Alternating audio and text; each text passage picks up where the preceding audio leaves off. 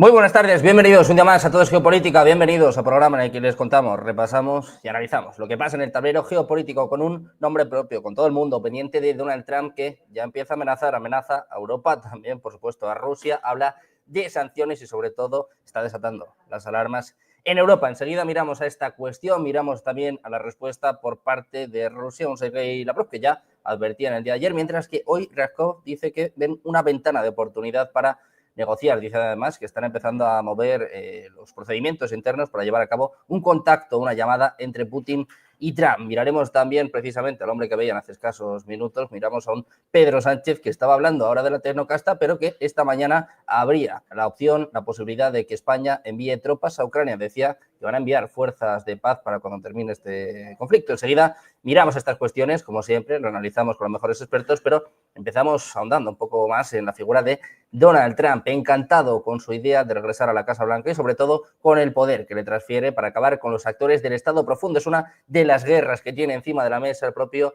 Donald Trump. Prácticamente le enviaron a prisión, prácticamente acabaron con él, pero unas horas después de haber asumido el cargo como 47º presidente de Estados Unidos, su campaña de venganza ya está en marcha. Entre los primeros objetivos está John Bolton, es asesor de seguridad nacional de Trump y uno de los críticos más duros del presidente. Primero se le revocó la autorización de seguridad a Bolton y luego ordenó la eliminación del equipo de protección asignado en 2019, cuando tenía amenazas de muerte supuestamente por parte de Irán. Pero esto es solo el comienzo. Trump avanza para aplastar a los oponentes percibidos en el gobierno, centrándose en objetivos que van desde las agencias de inteligencia hasta reguladores militares, financieros y comerciales, incluso dentro del propio aparato oficial. Para Trump es un momento de reivindicación. Erradica a los funcionarios que frustraron su agenda durante su primer mandato o profundizaron su riesgo legal a medida que se acumulaban los casos penales en 2023. Un Trump que lleva, bueno, pues apenas unas horas en la Casa Blanca, pero que no ha perdido el tiempo. Empiezan las amenazas. Empezamos mirando a Europa. Dice que está amenazando los productos que llegan de la Unión Europea sin dar la cifra de este castigo comercial, pero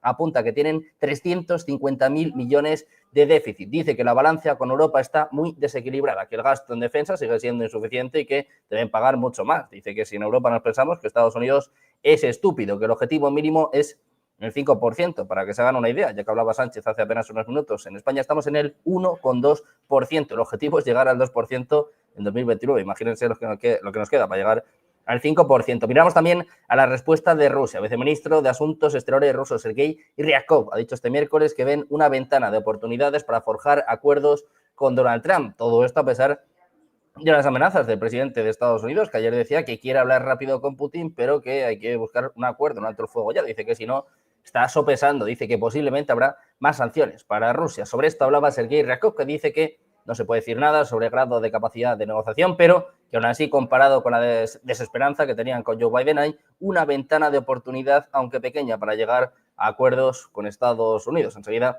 miramos, por supuesto, el conflicto en Ucrania y, de hecho, vamos a hablar también, en este caso, de España, de la opción, de la ventana que deja abierta Pedro Sánchez. Se abre, como otros países, a enviar tropas a Ucrania para una eventual fuerza de paz tras un acuerdo que ponga fin a la guerra que está a punto de cumplir 3 años. Le han preguntado por esto en el Foro Económico Mundial y dice que es pronto para responder, pero que España está comprometida, dice literalmente. España está siempre comprometida en dar seguridad a nuestros aliados y, por supuesto, a nuestros Estados miembros. Lo estamos haciendo en Eslovaquia, en Rumanía, en Bulgaria, en Letonia, en Lituania y en muchos otros. Por primera vez, Pedro Sánchez abre la puerta a enviar tropas a Ucrania. Malas noticias, desde luego. Bueno, pues vamos a analizar todos estos temas con Donald Trump como principal protagonista, sin duda, de este espacio. Y como siempre, con los mejores expertos, ya contamos con Javier Martínez López, analista internacional de geopolítica y geoeconomía. ¿Qué tal, Javier? Buenas tardes. Hola, buenas tardes, Sergio. Encantados de tenerte por aquí. Javier, tenemos a Enrique Refollo, experto en geopolítica y doctor en geografía militar. ¿Qué tal? Buenas, Pues Enrique, buenas tardes. mucho gusto de estar aquí una semana más con vosotros.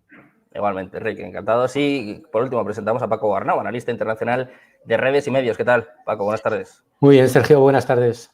Bueno, pues si os parece, vamos a entrar ya en arena, vamos a empezar a analizar los primeros pasos de un Donald Trump que tiene muchas guerras abiertas, que ya empieza a lanzar amenazas a Europa, a Rusia, pero sobre todo, si os parece, empezamos hablando sobre este estado profundo que tanto poder tenía con Joe Biden, que tanto ha fastidiado a Donald Trump y que ahora, bueno, pues está en un momento complicado. Trump, de momento, acabando con el movimiento woke y también, bueno, pues con esta guerra abierta con el estado profundo. ¿Qué nos puede deparar en los próximos 4 años, Paco? ¿Va a acabar con el Deep State en Estados Unidos? Bueno, a mí me llama la atención este asunto, ¿no? Pues sobre todo acabando de escuchar al señor Sánchez, ¿no? El speech, su speech sobre la libertad de expresión, las redes sociales como un gran peligro, etcétera, ¿no? Lo que está pasando con lo que ahora llaman estado profundo y tal, hasta ahora estaban a partir un piñón con la administración Biden, es decir, los gigantes de Internet, las grandes tecnológicas, especialmente el caso de Google y de Meta, eran firmes partidarios y hicieron un seguidismo absoluto y total de la política de censura y de acoso a la libertad de expresión impulsada por la administración Biden y también por los gobiernos occidentales, empezando por el propio gobierno del señor Sánchez, ¿no? Ahora se van a intentar amoldar a la nueva administración y de repente ahora son unos demonios, ¿no? Los que antes eran sus principales colaboradores en los ataques a la libre expresión y a la censura, especialmente en las redes sociales, ¿no? Esto llama mucho la atención, ¿no? Porque, a ver, lo que llaman el Estado profundo en Estados Unidos ahora mismo son el complejo militar industrial que puso en la Casa Blanca a la administración Biden y las grandes tecnológicas, ¿no? Por su influencia que tienen en la opinión pública mundial, que estaban a partir un piñón con la administración Biden y los gobiernos occidentales. Ahora de repente son los grandes enemigos de la humanidad y la democracia, si antes eran los suyos, ¿no?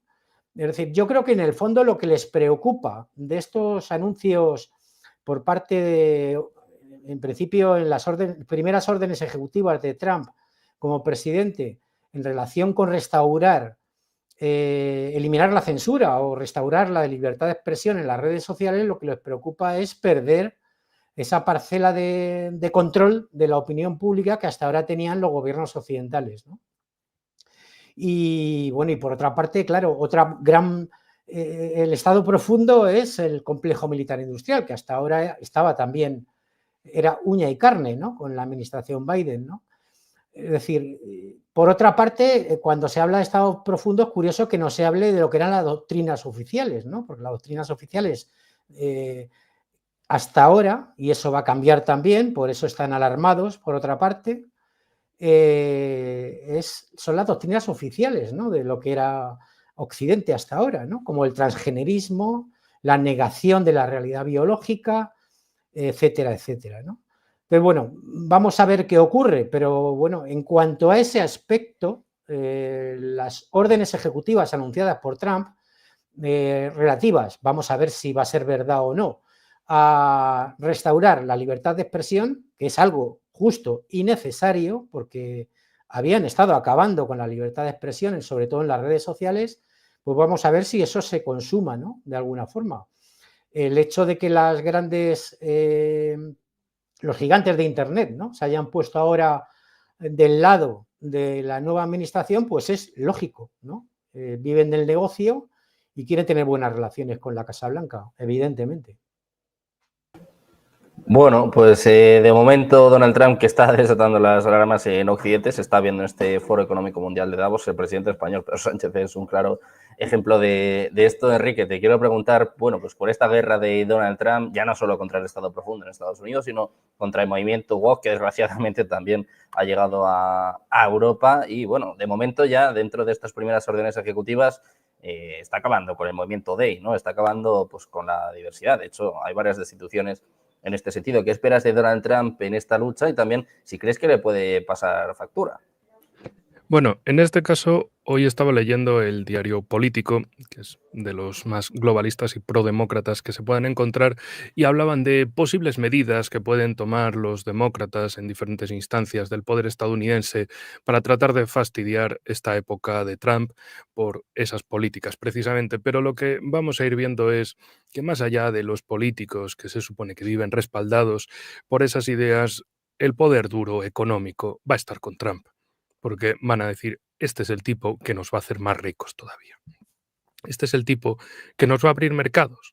Y si no es por las buenas, es por la diplomacia de las cañoneras, que ya Estados Unidos hacía en el siglo XIX, y no digamos en el XX. Entonces, el poder económico estadounidense está muy cómodo con Donald Trump, porque dicen, es el tipo que nos lo va a asegurar todo, nos va a asegurar las posiciones que ya tenemos y nos las va a mejorar. Y en este sentido, lo único que se va a constatar es que todas esas cosas de diversidad, inclusión y demás, ese, ese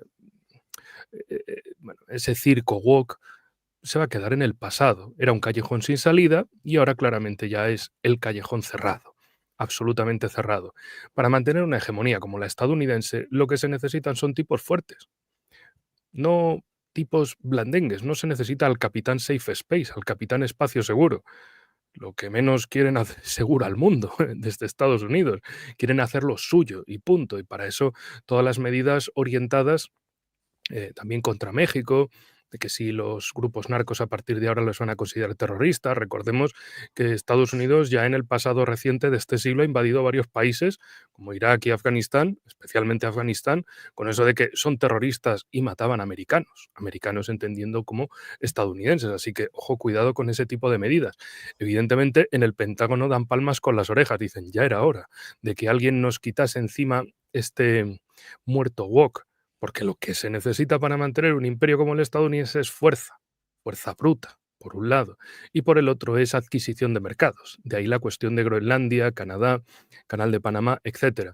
Es decir, necesitan tener una posición más hegemónica todavía de la que tienen, para que la diferencia entre Estados Unidos y el resto de potencias del mundo esté muy separada, en favor, obviamente, de Estados Unidos. Lo que quieren es esta, en definitiva, nueva doctrina Monroe y además, precisamente, y con esto termino, las citas de Trump en su discurso inaugural a McKinley, que bueno, precisamente McKinley, el presidente que le hizo la guerra a España, que ya había advertido de esa guerra, de que la estaba preparando en su discurso de diciembre de 1897. Y parece que en ese caso en el gobierno de Madrid nadie se enteró de nada, como parece que ahora en el gobierno actual de Sánchez y compañía o en la oposición nadie se ha enterado de lo que ha dicho Trump al respecto de España, ni de qué medidas se está proponiendo contra España, contra Francia, contra esos países que no gasten el 5% del PIB en defensa, que es básicamente decirle, Europa, me vas a comprar la energía y si no te fundo aranceles, me vas a comprar el armamento o si no te dejo ahí tirada. Vamos, que somos Europa su mercado cautivo.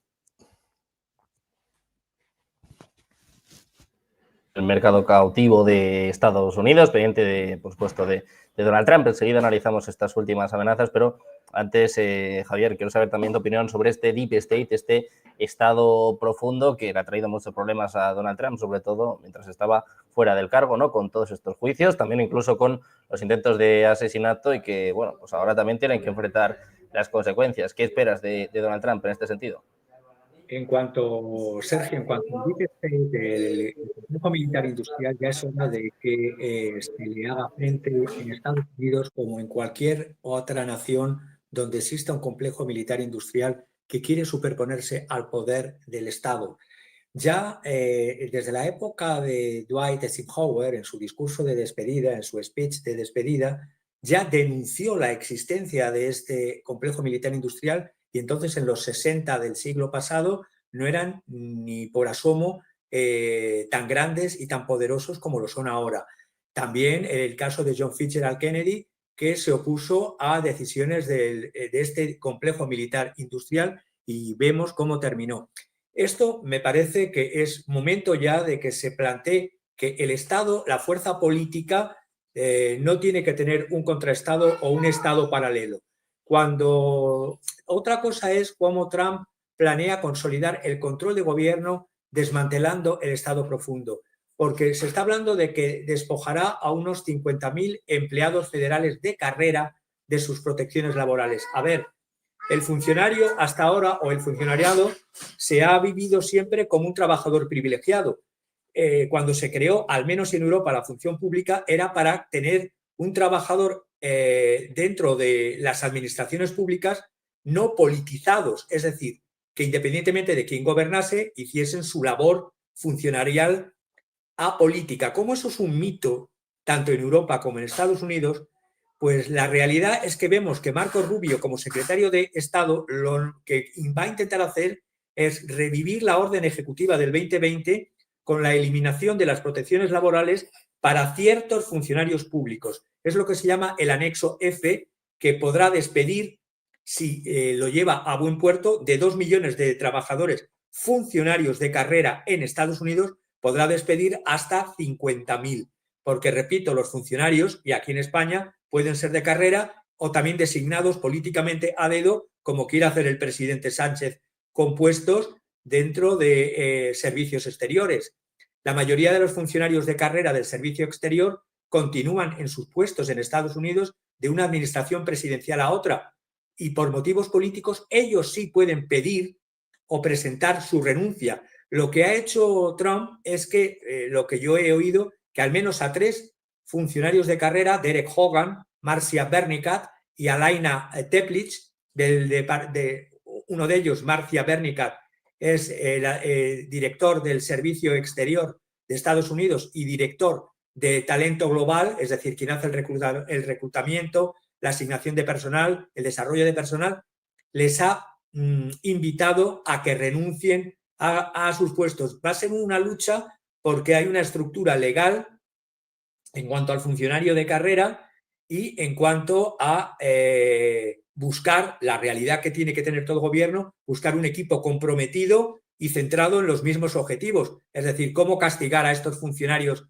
a estos burócratas desleales, porque ha habido un informe previo que lo ha hecho uno de los asesores, aparte de Marco Rubio, que va a estar en la Secretaría de Estado, va a estar Russell Vought, que retoma, ya lo tuvo el anterior Trump 1.0, como director de la Oficina de Administración y Presupuesto, y va a estar acompañado de Sergio Corr y de James Sherk. Este James Sherk, y termino, hizo un informe antes de la asunción de la segunda presidencia de Trump para el American First Institute, y en ese informe se detalla cómo la burocracia, funcionarios de carrera estadounidenses, dificultaron, frustraron intencionalmente los objetivos políticos de Trump en su primer mandato, frente a funcionarios desleales, como a cualquier empleado desleal se le tiene que despedir, pero claro, una cosa son los procedimientos, las formas y las leyes, y otro cómo se va a implementar.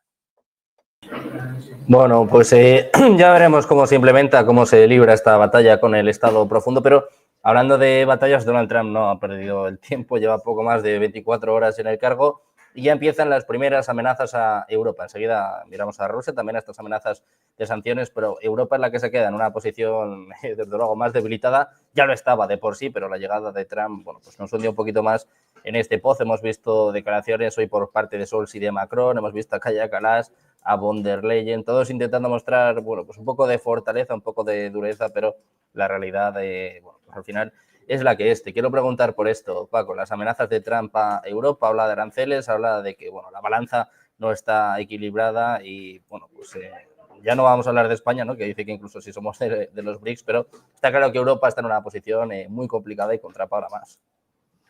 Sí, se confirma que la política económica por parte de la nueva administración de Trump va a dar un giro copernicano, es decir, van a iniciar de una política globalista a una política proteccionista, que ponga en primer plano la economía estadounidense. De ahí que anuncie el recrudecimiento de aranceles. Y digo recrudecimiento porque no es una novedad lo de los aranceles. La administración Biden ya impuso aranceles a los productos europeos y también a los productos agrícolas y ganaderos españoles. Un aumento de los aranceles por parte de la administración estadounidense a las exportaciones a Estados Unidos por parte de Europa y de países como España van a suponer hundir todavía más en el pozo a sectores como el agrícola, ¿no?, español, que ya se ha visto tocado el ala seriamente con la subida de aranceles impuesta anteriormente y también por la pérdida de mercados tan importantes como el de Rusia, ¿no?, que eran, bueno, un mercado importantísimo para el sector agropecuario y ganadero español, ¿no?, y eso lo hemos perdido también como consecuencia de esta política de sanciones suicida que ha emprendido Europa frente a Rusia, ¿no?, y que está, en el fondo, está perjudicando a Europa y beneficiando a Rusia, como estamos viendo.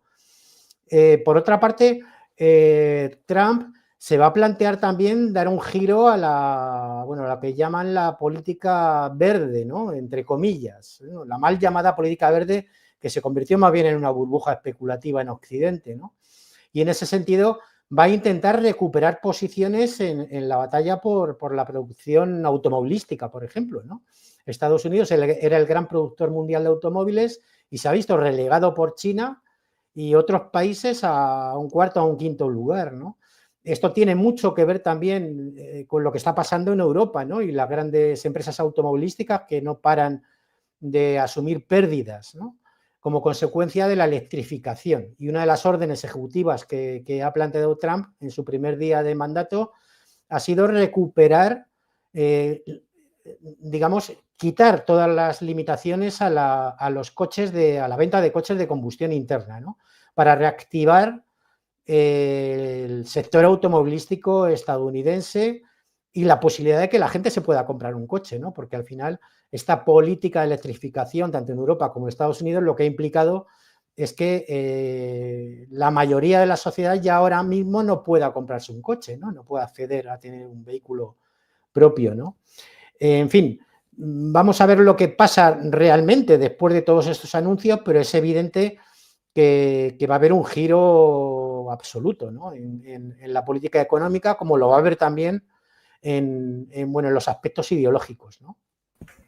Coincido con lo que ha dicho anteriormente el anterior interviniente de que efectivamente el asunto woke se les fue de las manos, les ha hecho caer en el desprestigio. Yo lo dije y lo repito, una de las grandes causas de la pérdida de votos por parte del Partido Demócrata en Estados Unidos y de la pérdida de las elecciones de Kamala Harris ha sido el hartazgo que hay en la sociedad con el asunto woke.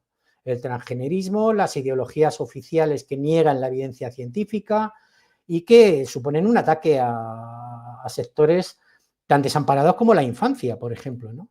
Entonces, bueno, esto va a haber un giro en esto, evidentemente, y se pongan como se pongan los gobiernos europeos, al final van a tener que transigir con este asunto, porque es el signo de los tiempos y por una sencilla razón, además. Los gobiernos europeos, los Sánchez, los Macron, etcétera, los Scholz, están arrodillados ante Estados Unidos desde hace una década, por lo menos, ¿no? De forma absoluta.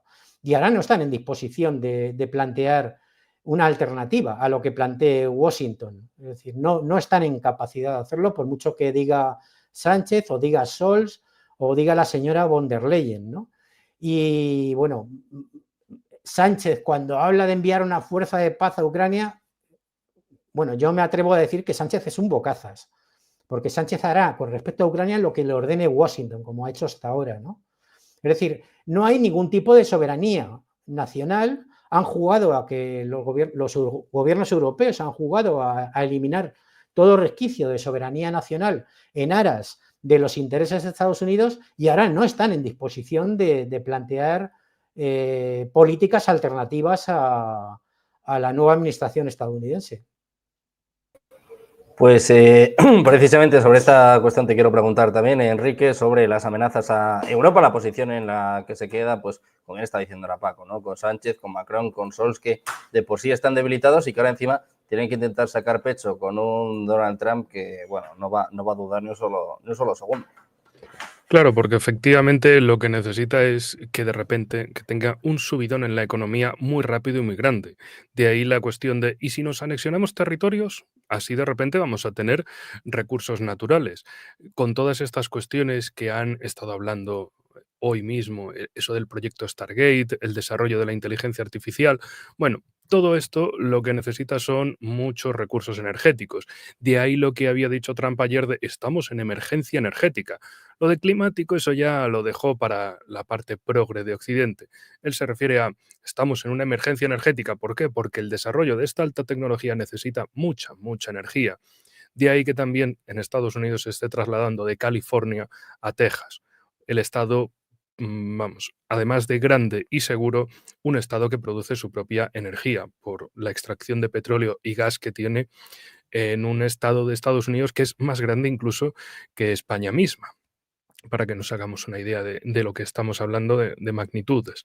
Y entonces, en este sentido, si no tiene ese acceso fácil a recursos, incluso las amenazas a Panamá son básicamente de bájame las tarifas, que lo dice que, bueno, Donald Trump afirma que están más bajas para China que para Estados Unidos y que eso es injusto. La realidad dice otra cosa, pero bueno, que Trump lo que quiere es, mira, me vas a reducir costes, si no, te pillo el canal, me lo quedo y punto. Por otro lado, lo de Groenlandia, Canadá, es básicamente quedarse con recursos naturales fundamentales tanto para la producción energética como para la producción industrial y quedárselos de una forma fácil, rápida y barata. Fundamental, como digo, para ese boom hegemónico que quiere hacer. Y luego, por otro lado, también cabe destacar cuestiones en Oriente Medio, que ya estamos viendo cómo el conflicto en Gaza va aminorando, pero no porque haya paz, sino porque está aumentando el de Cisjordania.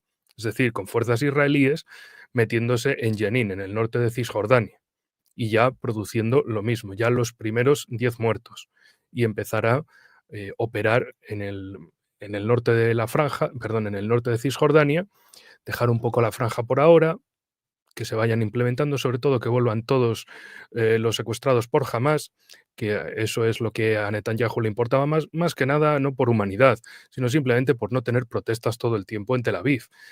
Y a partir de aquí también hay una noticia recientita, y es que precisamente la representante que ha nominado Trump para que sea embajadora de Estados Unidos ante la ONU es muy sionista y también defiende ese derecho bíblico que tendrían los judíos para reclamar Cisjordania. Vamos, Cisjordania estás en el menú. Bueno, pues pendientes de Oriente Medio, de Cisjordania, también de esta operación a gran escala que lanzaba ayer, por cierto, Israel. Hoy Guterres hablaba sobre esta cuestión, que el foco no estaba puesto en Gaza, sino más bien en Cisjordania, algo que se lleva avisando durante los próximos meses y que ya veremos si apoya o no Donald Trump. En cuanto a Europa, Javier, ¿qué opinas tú? ¿En qué posición estamos? Decía yo, claro, si miras a los líderes europeos con Scholz, que ya veremos cuánto dura, con Macron, que bastante tiene ya en casa, con Sánchez, bueno, pues ¿qué vamos a decir? Encima, pues si todo esto fuera poco, ahora llega un Trump que no va a dudar con Europa y que además a Europa no le importa nada. Es que ni siquiera en su primer discurso hablaba ni de Europa ni de Ucrania. Pues sí, Sergio, en política exterior, en geopolítica, tener presidentes débiles y además corruptos tiene sus consecuencias. En política exterior, en geopolítica, ser lacayo, ser servil, tiene sus consecuencias. Los gobiernos, cuando no son soberanos, solo sirven para recaudar impuestos y para repartir favores entre su casta de amigos. Por lo tanto, gobiernos no soberanos, ineficaces e ineficientes para la ciudadanía y para las empresas. La realidad es que estaba viendo, lo ha comentado Enrique, el proyecto Stargate que han anunciado ayer tarde 3 importantes empresas tecnológicas que se fusionan para crear esta llamada nueva empresa, proyecto Stargate, para desarrollar inteligencia artificial en Estados Unidos, se anuncia ya una inversión, la más grande en volumen de dólares, 500.000 millones de dólares en infraestructura de inteligencia artificial. Ahí están repartidas las empresas OpenAI, SoftBank y Oracle. El director ejecutivo de OpenAI, Sam Altman, el director ejecutivo de SoftBank, Masayoshi Son, y el presidente de Oracle, Larry Ellison. Esto lo anunciaron ayer martes por la tarde. Creará, si es todo como se prevé, 100.000 puestos de trabajo en Estados Unidos. Lo ha dicho Sergio también, las necesidades de energía y de agua que van a necesitar este proyecto, porque Stargate construirá la infraestructura física y virtual para impulsar la próxima generación de inteligencia artificial, incluidos los data centers o los centros de datos. Por ejemplo, ya se está creando también el primer data center del grupo, que tendrá una superficie de 93.000 metros cuadrados en construcción en Texas. Todo esto requiere, evidentemente, de cantidades, un aumento de la energía. Ya lo preveía Goldman Sachs en un informe el año pasado, que la inteligencia artificial provocará un aumento de más del 160% de la demanda energética para el 2030. También hay una empresa, una startup, ExoWatt, que está respaldada por Altman, que lanzará un nuevo sistema que puede generar y almacenar energía limpia, disminuyendo la huella de carbono dentro de este macroproyecto, y lo que se pretende es que las inversiones que hay solicitud de inversiones en inteligencia artificial para nuevas plantas de semiconductores, para construir chips y también para los data centers, y hay más de 175.000 millones que están circulando por el mundo, que si no van a Estados Unidos, van a China.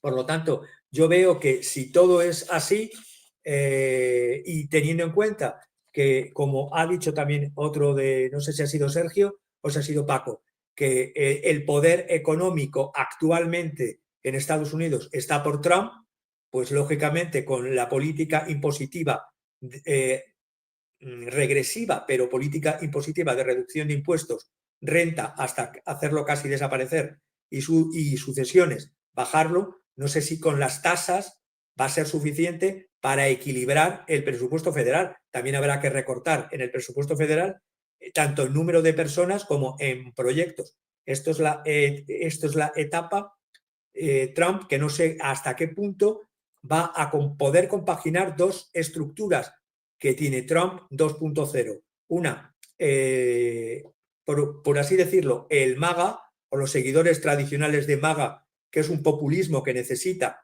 de medidas de protección social para los trabajadores y empresas de Estados Unidos, con los libertarian, que es entre los anglosajones distinto del libertario. El libertarian es un libertario reaccionario que está formado por los intereses de las grandes tecnológicas. ¿Hasta qué punto van a poder compaginar y rodar perfectamente? Pues veremos con el proyecto Stargate y con otros, como las visas de traer trabajadores técnicamente cualificados, que rompe con la política MAGA. Pero bueno, todo esto se verá y lo comentaremos.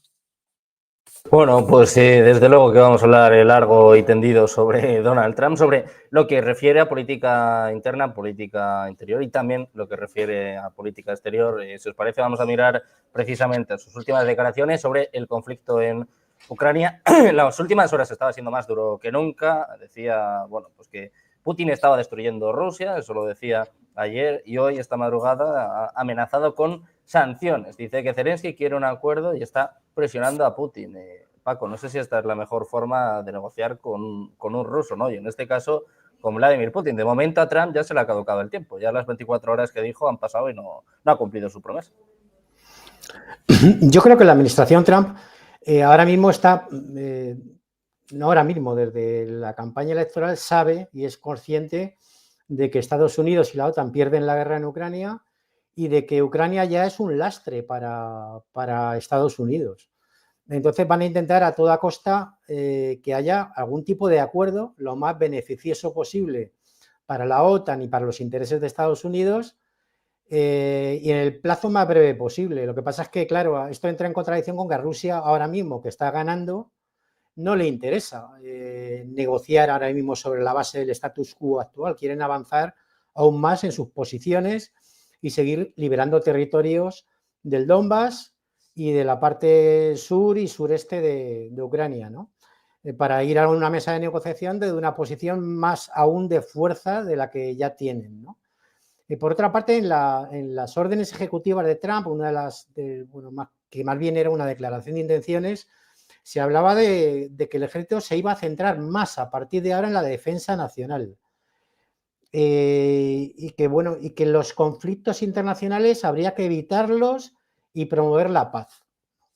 ¿Esto quiere decir que Estados Unidos va a dejar de ser un país belicista? Yo creo que no. Yo creo que van a hacer un giro en su política imperialista hacia América, ¿no? Recuperar esa doctrina Monroe de América para los americanos, entendiendo por americanos los estadounidenses, ¿no? Y en este sentido está el tema de Panamá, del canal, que además es una cuestión estratégica para Estados Unidos frente a China, puesto que hay ya un proyecto, ¿no? De hace tiempo por parte de China y Nicaragua, que es un gobierno amigo de Pekín, de construir un nuevo canal que comunique el Caribe o el Atlántico con el Pacífico, ¿no? A través de Nicaragua. Entonces, claro, el tema de Canadá, el tema de Groenlandia y las necesidades económicas crecientes que van a tener desde el punto de vista energético, sobre todo, para seguir estando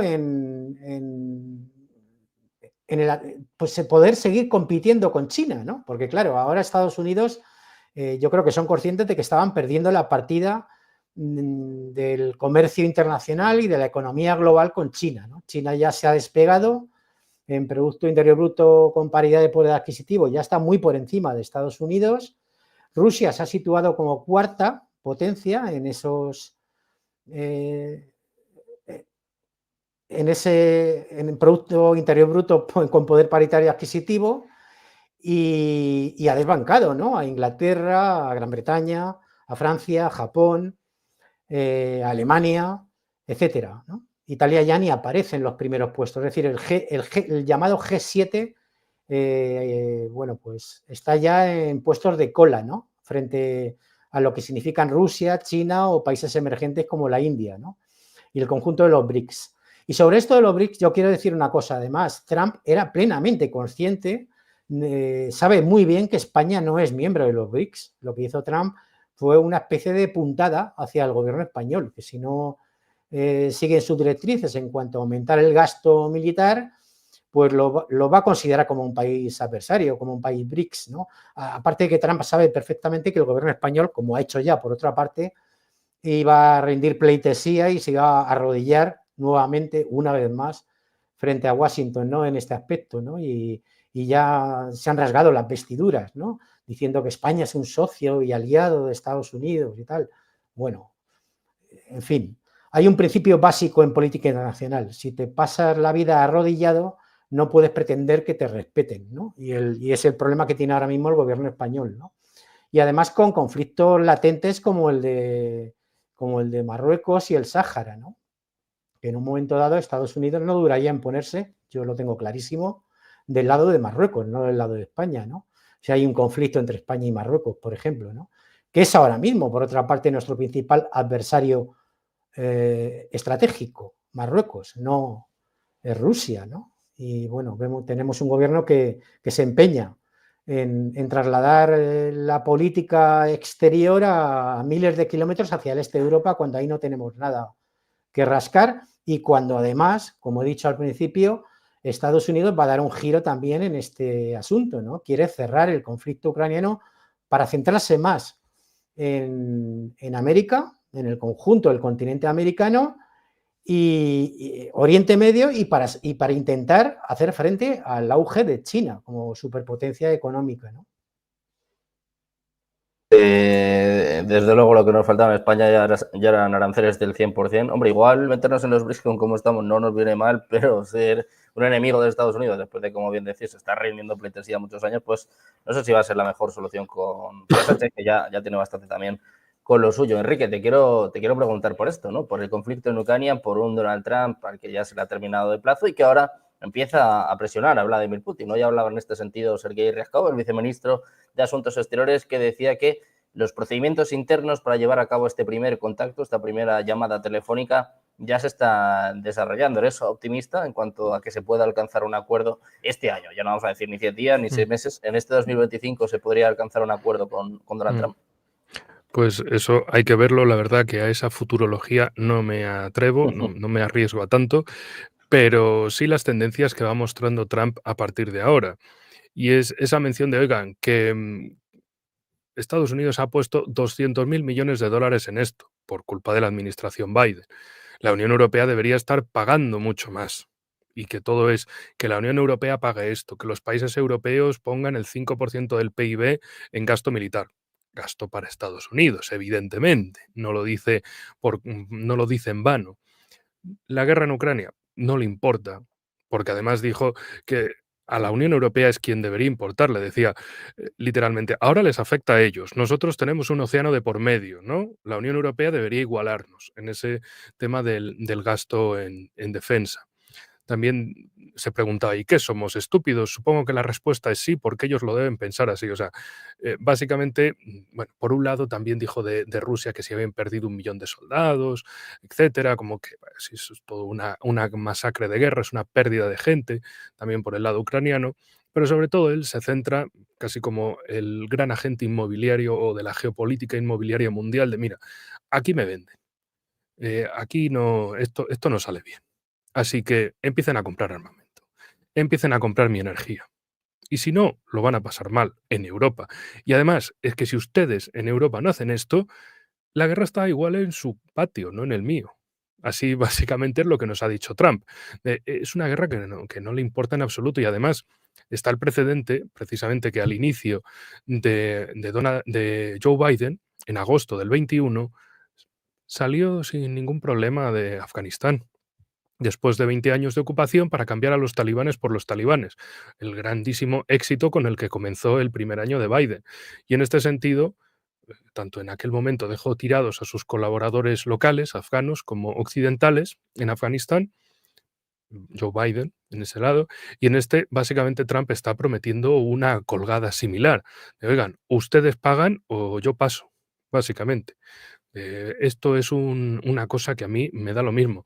También, ¿por qué no hay esas alarmas, por ejemplo, desde BlackRock, Vanguard, otros fondos de inversiones que han metido sus narices en Ucrania?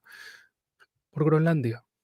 Porque básicamente ya Donald Trump les ha dicho, tranquilos muchachos, lo que se pierda del lado de Ucrania ya se lo haremos ganar del lado de Groenlandia. Y entonces dicen, hombre, pues como diría aquel humorista, las gallinas que entran por las que salen. ¿Se va a Ucrania? Bueno, pero entra a Groenlandia. Y además la tenemos más cerca, y además en el Ártico. Con lo que eso significa para el posicionamiento del llamado canal o ruta del noroeste, es decir, de transitar desde Europa hacia Asia a través del norte de América, en vez del norte de Rusia. Jugadas a futuro para posicionar a Estados Unidos en esa punta hegemónica del mundo. Y en este caso, pues vemos cómo es un sálvese para sí mismo.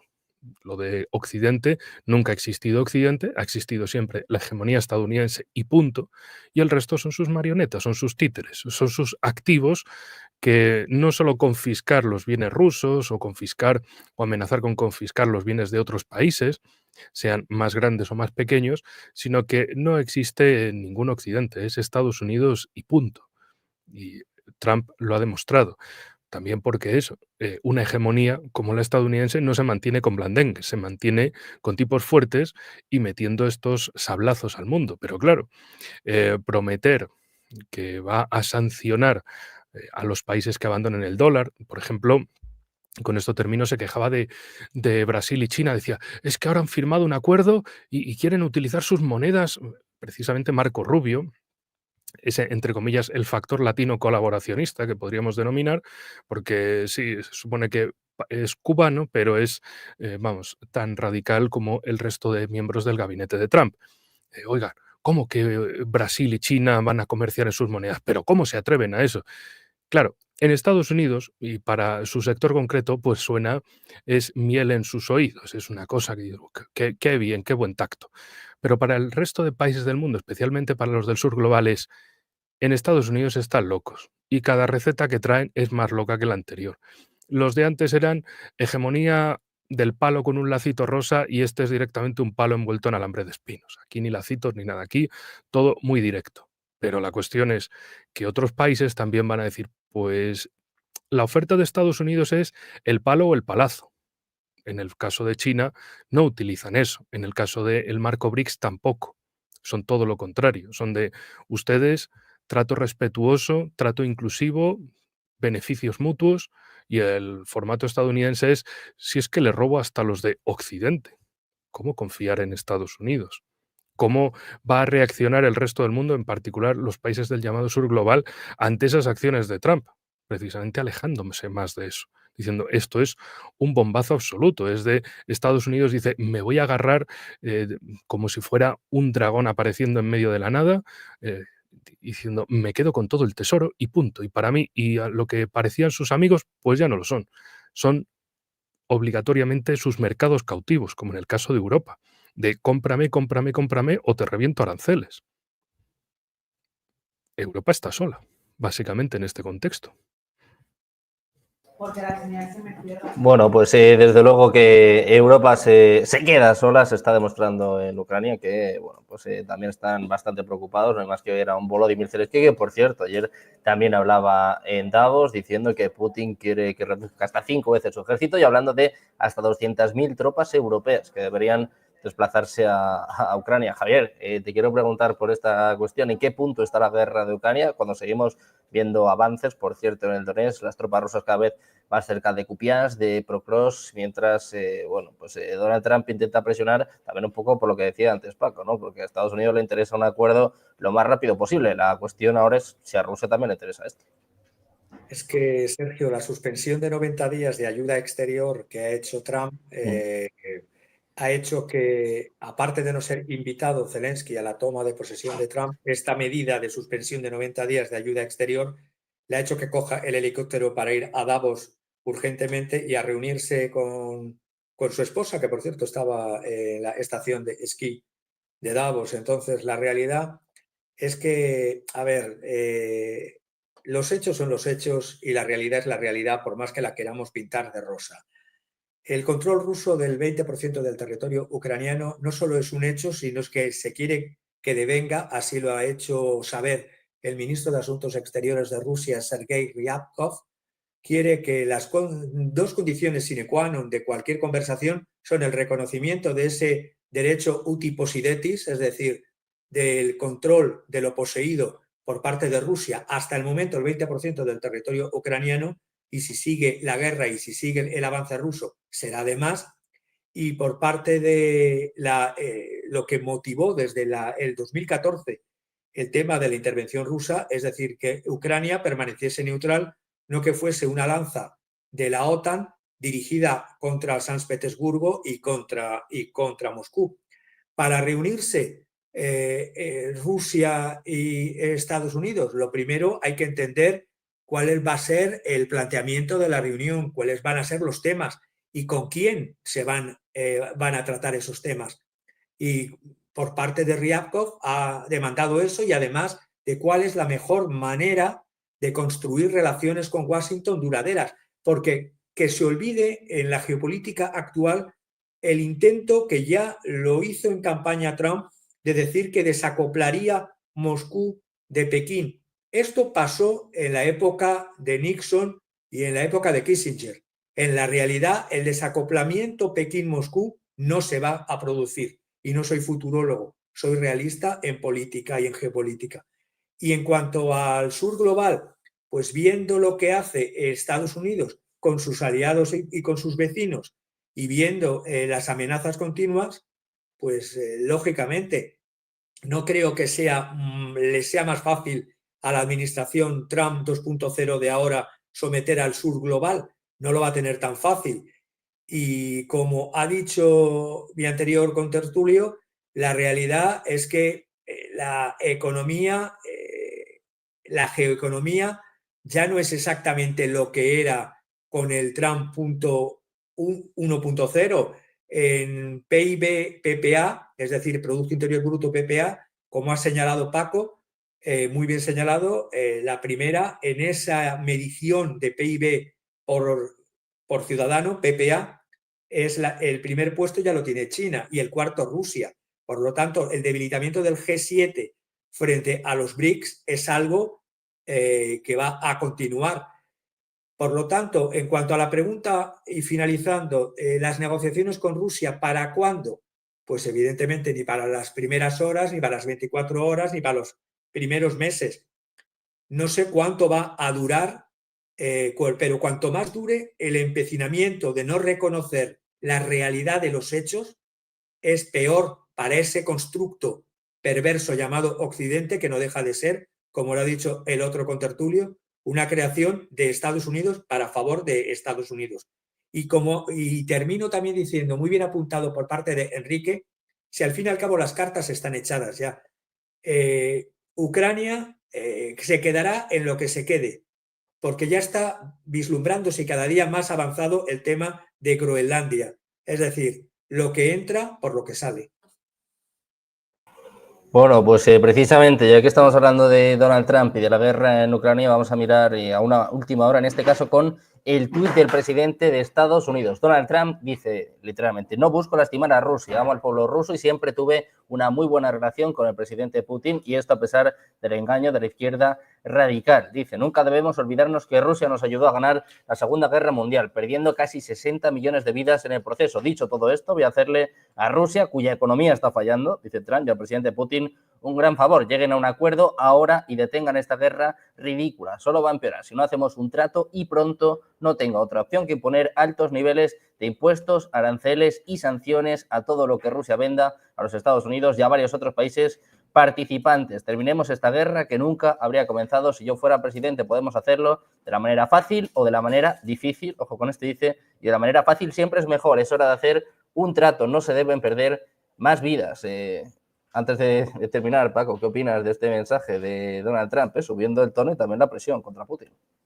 Sí, bueno, no es cierto que la economía rusa se esté debilitando, es todo lo contrario. Lo que se ha debilitado es la economía de la Unión Europea, ¿no? Y lo que se ha ido fortaleciendo cada vez más es tanto la economía de China como la de Rusia. Es decir, están perdiendo la batalla económica a nivel internacional, ¿no? Por otra parte, bueno, es curioso que hable de imponer más aranceles a Rusia y no sé qué, si lo definitorio de este asunto es la política de sanciones, ¿no? En medio de toda esta oleada de sanciones a Rusia está hablando de aranceles a los productos rusos. Es ridículo, ¿no? Y por otra parte, bueno, considero un gran avance por parte de un presidente de Estados Unidos que por primera vez en muchos años reconozca el papel de Rusia, de la Unión Soviética, mejor dicho, en la victoria aliada en la Segunda Guerra Mundial, ¿no? Que fue el factor decisivo, además.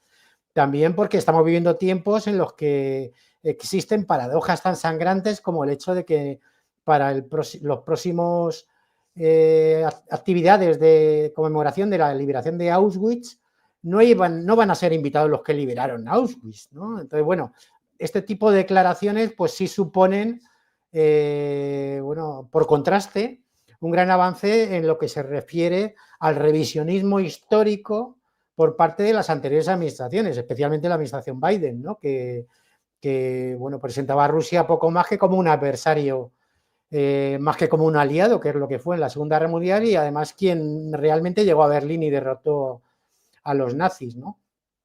Trump, diga lo que diga, que a veces entra en contradicciones, lo que quiere es tener una buena relación con Rusia que le permita enfocarse en lo que son los aspectos prioritarios de su agenda, ¿no? Es decir, el continente americano en su conjunto, tanto Norteamérica, desde el Polo Norte hasta Tierra de Fuego, como el tema de Oriente Medio y disputar la hegemonía a China, ¿no? En el plano económico, algo que es irreal, ¿no? Yo creo que no lo van a conseguir.